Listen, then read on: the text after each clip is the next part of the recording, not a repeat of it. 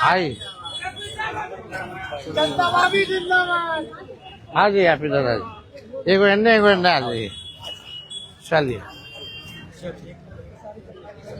सभी हमारे मीडिया के साथी, आप सब लोगों को जो है आनंद फानंद में बुलाया गया और बड़ी खुशी की बात है कि आज हम लोगों के बीच जाने माने बिहार नहीं बल्कि देश में लोग इनको पहचानते हैं, जानते हैं।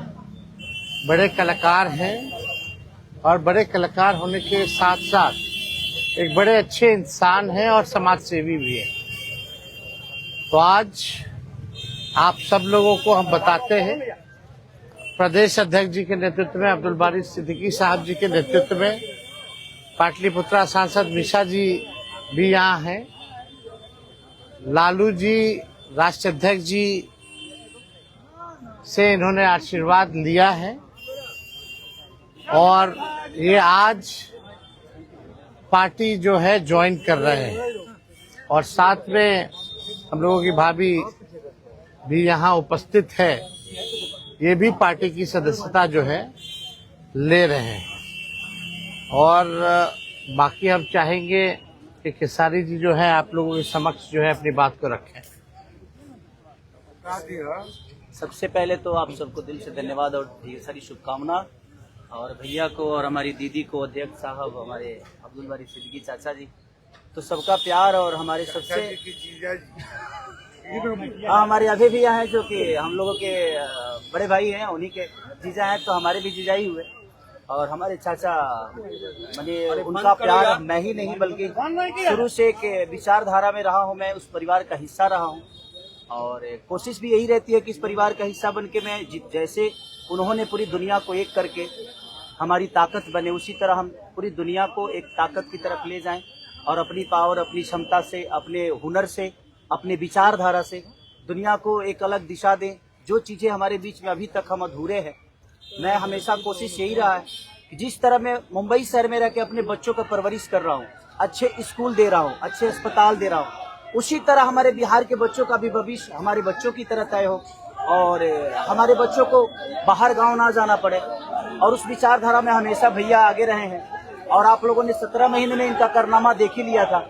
तो एक बार बदलने की जरूरत है और उस बदलाव में मैं थोड़ा सा एक मेरा भी हिस्सा हो और मैं उस सरकार को बदलने में और एक अलग दिशा में ले जाने में और एक बेहतर सरकार बनाने में एक मेरा योगदान हो, उसी के लिए मैं भी जुड़ा हूँ भैया से। और आज से नहीं, आज तो मैं आप लोगों के सामने पब्लिकली हुआ, बट मैं हृदय से और दिल से हमेशा से मैं इस परिवार का हिस्सा रहा हूँ और हिस्सा ही नहीं बल्कि एक परिवार का बेटा भी हूँ। मैं एक छोटा बेटा की तरह हमेशा प्रयास रहा हूँ और चाचा का आशीर्वाद हमेशा मुझे मिला है, राबड़ी माता का आशीर्वाद मिला है, दीदी का मिला है, भैया का मिला है, बल्कि इस समाज के और इस परिवार से जो मुझे प्यार मिला है, शायद वो मुझे बाकी जगह मिले या ना मिले, उससे मुझे कोई फर्क भी नहीं पड़ता।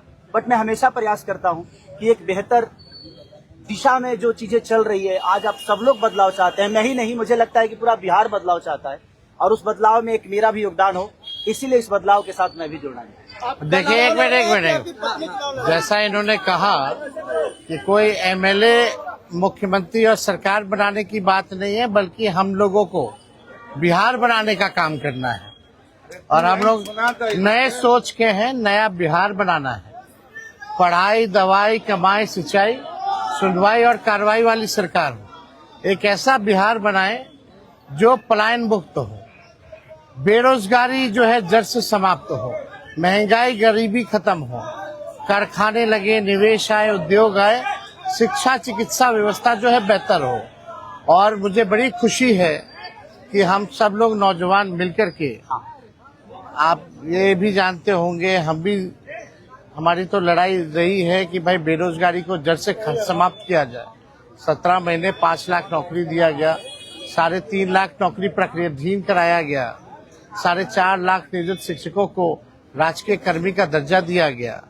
अब मेरा, हम लोगों का एक सपना है कि बिहार से बेरोजगारी खत्म हो और हमने जैसा आप सब लोगों के सामने कहा है कि हमारा संकल्प है, हमारा प्रण है और हमने लोगों से वादा किया है और हमने पहले भी कहा है, तेजस्वी की उम्र कच्ची हो सकती है पर जुबान पक्की है। जो कहा है वो किया है, जो कह रहे हैं वो करेंगे और हम सब लोग मिलकर के नया सरकार तो बनाएंगे ही बनाएंगे। और 14 नवंबर के बाद से हम आपको बता दें कि 20 दिनों के अंदर एक कानून बनाया जाएगा और वो कानून ये होगा जो हमने पहले भी कहा था, जिस परिवार में सरकारी नौकरी नहीं है बिहार में, उस परिवार को एक सरकारी नौकरी हम लोग दिलाने का काम करेंगे। ये हम लोगों का संकल्प है और इसको सरकार बनते ही 20 महीने में जो है हम लोग जो है पूरा करने का काम करेंगे। तो कोई सवाल है तो पूछ सकते हैं। जी, कल आपने कहा कि अभी तक चुनाव लड़ने की बात नहीं हुई है, हमारी पत्नी नहीं बोली है।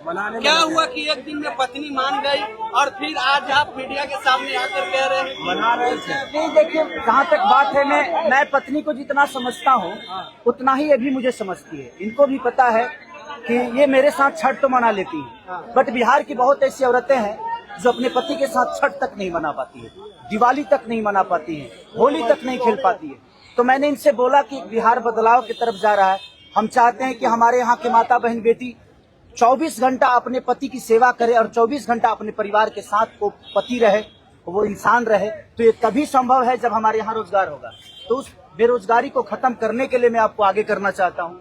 तब इन्होंने उस बात को समझा और उसके बाद हम लोग आए हैं और प्रयास है कि हर वो महिला, हर वो बेटी, हर वो बहन, हर वो भाई, हर वो बेटा अपने पिता के साथ रहे, हर वो बहन अपने पति के साथ रहे, हर वो भाभी अपने भाई के साथ रहे। तो मेरी ये प्रयास है कि आजीवन जिस तरह बाकी शहरों में लोग अपने पति पत्नी के साथ, अपने परिवार के साथ, अपने माँ बाप के साथ रह के और खुशियों के त्योहार में रहते हैं, उसी तरह हमारा बिहार भी कोई जाए ना, गुजरात के लोग यहाँ आकर काम करे, कलकत्ता के लोग यहाँ आकर काम करे, दिल्ली के लोग यहाँ आकर रोजगार करे।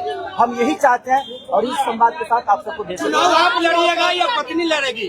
चुनाव आप लड़िएगा या पत्नी लड़ेंगी आपकी? ये लड़े चाहे मैं लड़े, अर्धांगिनी है ना, एक ही बात है।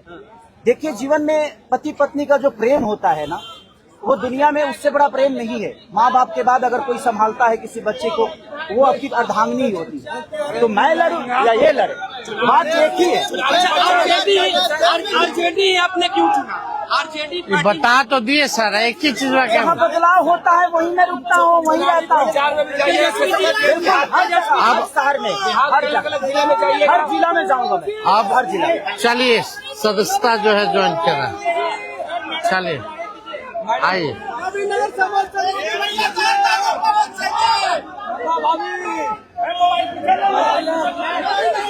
चलिए, बहुत शुक्रिया। चलिए, शुक्रिया।